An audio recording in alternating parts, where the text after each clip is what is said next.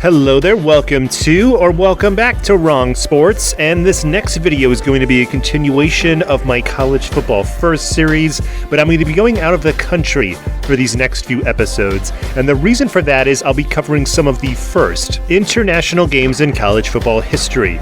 Through the next few episodes, I'm going to be covering the first college football games that happened in Europe, the Soviet Union, but if you missed it, my first episode was about the first games that happened in Cuba, and you can check that out in the link above. But now I'm going to be traveling to Japan for the first games that happened there and how American football got introduced to Japan. But before I start on this international journey, make sure as always you subscribe to the channel below and ring the bell so you can get updates on brand new videos that we'll be dropping throughout the rest of the year. Plus, make sure you like and share this video with other college football fans, and you can check out my podcast, my Patreon, and my social media in the description below. So first off, how did a college football game get scheduled in Japan? I have to go all the way back to the 1930s and to one man, Paul Rush. Rush was an educator from Indiana who was also a soldier in World War I, and in 1925 moved to Japan to help after a devastating earthquake there. He would stay until 1941 with the start of World War II and being forced to leave the country. He would, however, come back after the war, where he would gain fame and popularity with helping out the country after the war with his church, as well as through teaching and through football. For everything that Rush did, he would actually have a memorial, a museum, and have the MVP trophy named after him for the Rice Bowl, which is the national title game in Japan. There's just so much about this guy, I don't want to go on about him, but I definitely recommend looking up more about him if you are interested. But I had to introduce the video with him since he was the one who introduced American football to the country. And with that introduction of football to Japan, there would be an early tour, as in 1935, a 38-man U.S. college all-star team paid a visit. The team was mostly made up of Pacific Coast players from Washington, Oregon, and Idaho, but the American All-Star played an insane 10 games in 30 days all across Japan to introduce the sport to them. But that was the only tour of football for Japan for the next 15 years or so, as in 1941 World War II happened and would stop football being played in the country and pretty much stop everything all around the world. But after the war, football in Japan grew in popularity, but it was more modest than, say, American baseball. But still, the Japanese were playing it and hoping that they could be on par with Americans at the time. The only thing was there was a pretty big handicap, which was the overwhelming size differential between Japanese players and American players. One of the biggest examples were the two exhibition games with American college Utah State versus Japanese All-American squads, making this the first time American college players would come to Japan to play Japanese players in American football. But before I get to those games, I have to go over Utah State for a bit, as it was their idea and planning that made this happen. Utah State at the time was coached by Chuck Mills, who started his coaching career as a high school coach in Illinois before becoming a college coach at a small Southern California college, Pomona College, in 1959. After a successful 3-year run there, he would move up to the pro level and be the Kansas City Chiefs offensive coordinator in 1966 and won an AFL title that year too. From that great run, he would move to Utah to become the Utah State coach in 1967. Utah State was an independent school at the time, like many schools were, and this meant that they could play pretty much anyone they wanted to play, without conference or regional restrictions.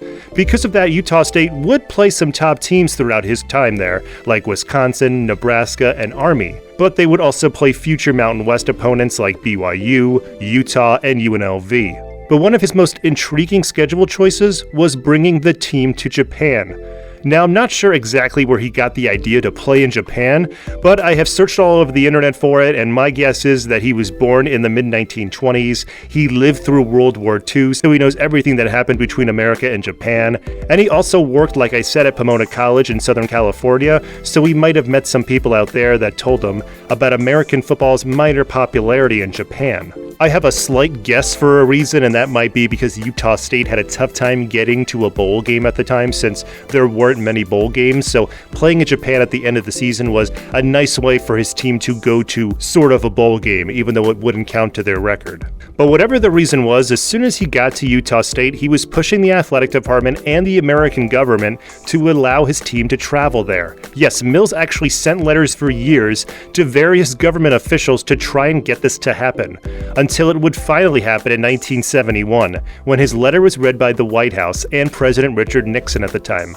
Nixon was a huge football fan and thought this was a good idea, and according to Mills, he said that Nixon wrote a letter to the NCAA saying that the then National Security Advisor, Henry Kissinger, had just opened up relations with China within the year, and thought that bringing over college football to Japan would help with overall relations in Asia. He also added that it would be in America's best interest for college football players and for college-age people in general to come over to Asia and interact. I don't have any video or many pictures, but I do have accounts from players on the team about this trip, and they were all excellent, as Utah State had a hard time getting to a bowl game like I mentioned, due to there being not too many open, so going to Japan during their winter break was a great idea. The trip had them play in Tokyo versus a Japanese Eastern All-Star team at the National Stadium. The game had 30,000 fans show up to see this, and to see Utah State easily win 50-6. The second game was versus the Japanese Western All-Star team in Osaka in front of 10,000 fans, and it saw Utah State win again 46-6. Some accounts also said that fans were shocked to see the larger American players easily push around the Japanese players, as most of the Utah State players outweighed the Japanese squad by 30 pounds or more and were 4 inches or more taller in average height. With these handicaps, the Japanese players often caused holding penalties as they were trying to block the enormous Utah State squad, which was another reason for this lopsided score. Utah State, however, were very complimentary of the Japanese teams, as Chuck Mills said the squads were disciplined and gave his Utah State team a great game. Chuck Mills would leave Utah State for Wake Forest in 1972 and also bring Wake Forest to Japan for some exhibition games in the mid-1970s. Because of all Chuck Mills did for the game in Japan, he gained recognition, like Rush did, as the Mills Trophy is given out every year to the best Japanese collegiate player, so basically the Heisman Trophy in Japan is named after Chuck Mills. More exhibition games would happen with the same result until a 1976 matchup with a Japanese all-star team versus what was called a lightweight Cornell team. I'm assuming they were lightweight because they were JV or the freshman team that played, and in this game the Japanese squad would win, gaining them their first big win over a US squad. That win would continue to propel the popularity of football all around Japan, and in 1976, according to the American Football Association of Japan, 139 universities, 92 high schools, and 52 clubs now played American football. With the success of the US-Japanese games and the Japanese teams themselves, a few Japanese promoters thought of having an American football game between two US teams happen. Their first idea was a big one, as they attempted to schedule a postseason game between USC and Oklahoma in the 1973 or 1974 year. But that idea would never happen, obviously, as the NCAA had a rule covering postseason games between two college football teams, and the rule said that it had to be sanctioned by the NCAA, and since the NCAA didn't sanction this, probably because they wanted some of the money, they prohibited Oklahoma and Southern California from meeting in a January contest in Tokyo. So to get around this NCAA rule, the Japanese promoters looked to other possible matchups.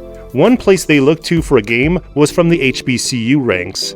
Historical black colleges and universities of America had been playing football for over 70 years at that point, and had been churning out some of the best pro players over the 1960s and 1970s.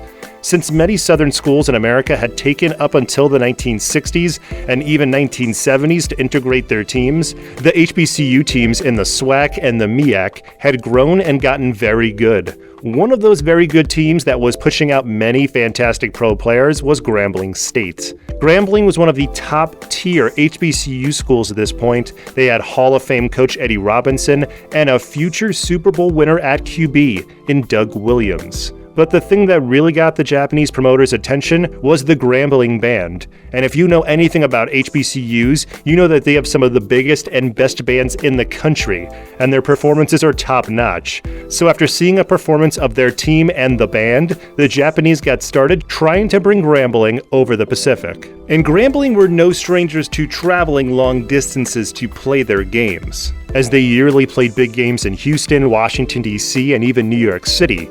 But traveling across the Pacific was nothing they had done yet. They did get close though, as Grambling had scheduled games versus Oregon State and Hawaii in 1975, but traveling to Japan was basically like another trip to Hawaii. Grambling didn't see travel as a concern because of what I previously mentioned, and since Grambling State and Morgan State usually met in either Washington, D.C., since Morgan State is located in Baltimore, or New York City as part of the New York Urban League charity game. Now, I haven't found anything that said Morgan State didn't want to do this game in Tokyo, so I am assuming that they were on board with this once they were asked by the Japanese promoters and Grambling. So since it was all looking good, the Japanese promoters formally invited Grambling and Morgan State to move their game to Tokyo for a late September matchup. But before it could be official, some Louisiana authorities became concerned over the cost of the trip to the Grambling's athletic department. The chairman of the Louisiana Board of Regents even said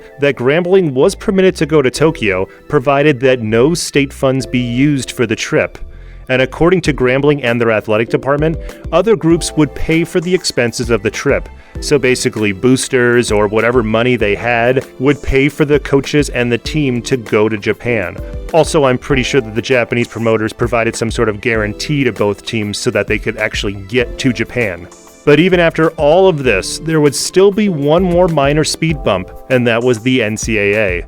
They had stopped the USC-Oklahoma game from happening, but nothing could stop this one, since the NCAA had no rule to prohibit two teams from playing anywhere they wanted to play if the game was scheduled as part of the regular football season. And since this was a regular season football game, there was nothing the NCAA could do to stop it. So Morgan State and Grambling got their flights ready to go, and they were going off to Tokyo for their September 24th game.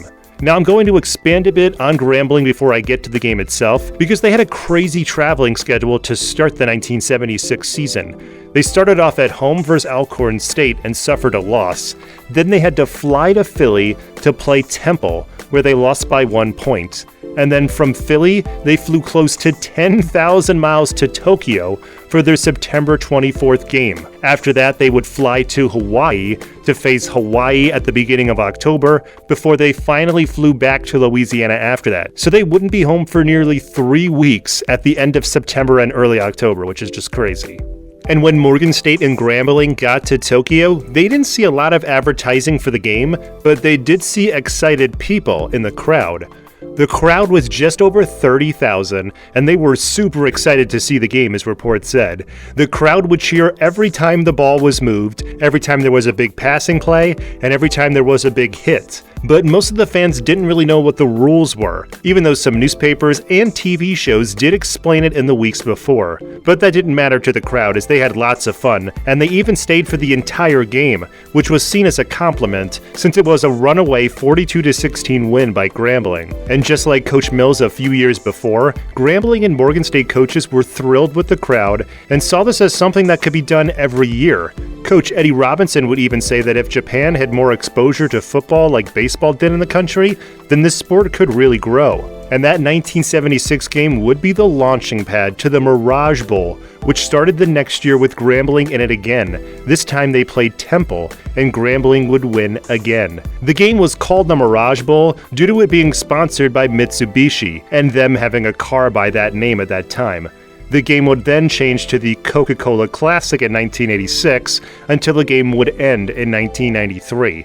The Mirage Bowl / Coca-Cola Classic did bring some big teams in, like Notre Dame, UCLA, and Nebraska, and the game would usually draw an average 50,000 fans, and even had their largest drawing game in 1980, as it drew 80,000 with UCLA versus Oregon State.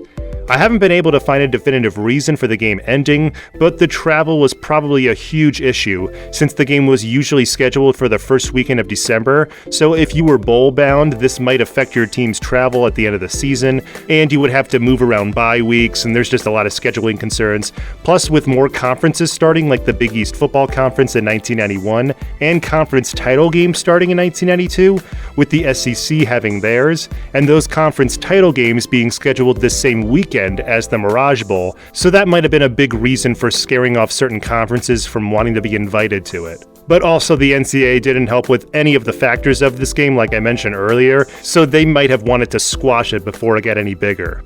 But Japan would create their own league, the X League, which has been going on for more than 5 decades. But it isn't a pro league like the NFL because the players aren't paid solely from playing the sport, but instead are given jobs or they work for the companies that sponsor the team. But it is surprising that the Mirage Bowl hasn't come back, as college football is on every night of the week except for Sundays and Mondays, so even with the time difference, this game could be played again. And it could probably be a bowl game too. I couldn't see any team not wanting to go there. And I mean, there is a bowl game in the Bahamas, there's the Hawaii Bowl, so I mean, they could really do this. And also a big reason is college football makes a ton of money right now, so this would be easy to accomplish with just a little bit more money. But anyway, thank you so much for hanging out with me as we went through this journey of international football. Again, the first games that happened in Japan. I will have more college football first coming up, international games in the future. So make sure, as always, that you subscribe to the channel below and ring the bell so you can get updates on when those videos will be dropping. Of course, like and share this video with other college football fans. Plus, check out the playlist to the side. And as always, have a fantastic rest of your day.